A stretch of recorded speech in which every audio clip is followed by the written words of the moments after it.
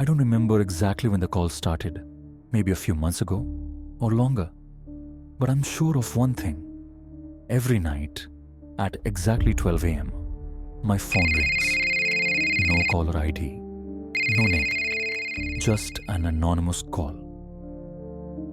At first, I thought it was a prank, but when it kept happening, I started to feel that something wasn't right. I tried turning off my phone, but strangely, it wouldn't power down until the ringing stopped. I changed my number, but the calls continued. I didn't tell anyone because I thought I was just being paranoid. But then, I picked up the call. There was no voice on the other end, just a faint whisper, so quiet that it nearly blended into the silence. Scattered, meaningless sounds, like someone was trying to communicate but couldn't. I strained to listen, but the harder I tried to understand, the more chills ran down my spine. Then the nightmares began. I dreamed of an old, worn-out door in a pitch-black room with soft knocking coming from the other side. I never opened the door in my dreams, but the overwhelming feeling that someone or something was waiting behind it filled me with so much dread that I would wake up gasping in the middle of the night, my heart pounding. Then, on the night before Friday the 13th, exactly 1 week ago, the call came as usual. This time I heard a voice, clear and distinct. "Don't open the door." I froze. "Who's there?" I whispered, my voice shaking. Silence. But even though no one answered, I could feel a heavy presence seeping into my darkened room. I felt like someone was standing right outside my door. My heart pounded. I swallowed hard, trying to steady myself. "It's just a coincidence," I told myself. But then, a knock echoed. Soft, slow, perfectly in sync with my panicked heartbeat. I tiptoed toward the door, eyes locked on the peephole. There was no one outside, yet the suffocating sensation of being watched through the thin wooden door made my chest tighten. Then, my phone rang again. I flinched, turning around to see the screen glowing in the darkness. No caller ID. I didn't want to answer, but some unseen force made my finger slide across the screen. This time, the whisper was clearer. "Don't open the door. It's there." A cold numbness spread through my legs. My breath caught in my throat. I didn't know what to do. Run? Call someone. But deep down, I knew no one could help me. The knocking grew louder, harder, more desperate. I couldn't take it anymore. I summoned every ounce of courage, grabbed the doorknob, and shouted, "Who's there?" No answer. But I heard breathing.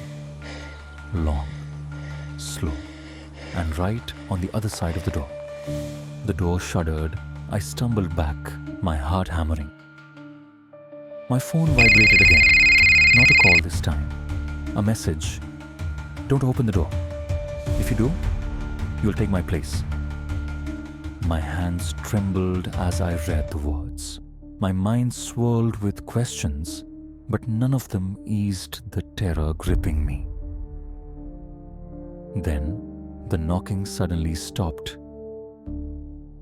I didn't know how long I stood there, paralyzed. But eventually I dragged myself back to bed, pulled the blanket over my head, and shivered in the darkness. Just as I was about to close my eyes, I noticed something. The closet door in my room was slightly open. I held my breath, my eyes locked onto the pitch-black gap in the closet. Seconds stretched endlessly in the suffocating silence, broken only by the thunderous pounding of my heart.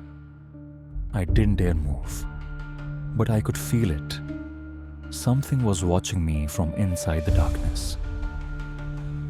My phone buzzed again. A new message. "Don't look at the closet. Turn off the lights and stay still. I clenched my phone, cold sweat dripping down my back. This was no longer a prank. Someone or something was controlling my every move. I tried not to look at the closet, but from within, a soft sound echoed. A whisper. The same whisper I heard on the phone every night. But this time, it was no longer far away. It was in my room. The closet door creaked open a little more. A pale, skeletal hand slithered out. I screamed. I bolted from my bed and ran out of the room without looking back. The door to my bedroom slammed shut behind me with a terrifying noise. I dashed down the stairs. My only thought was escape. I didn't stop until I reached the ground floor. Only then did I realize my phone was still in my hand. The screen was still glowing. A final message appeared. You opened the door. Now, it's free. A chill ran through me. Then I heard it. Footsteps.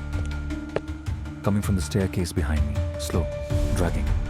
My blood turned to ice as I realized there was more than one set of footsteps. My phone buzzed again. But this time, it wasn't a message. A call. No caller ID, no name.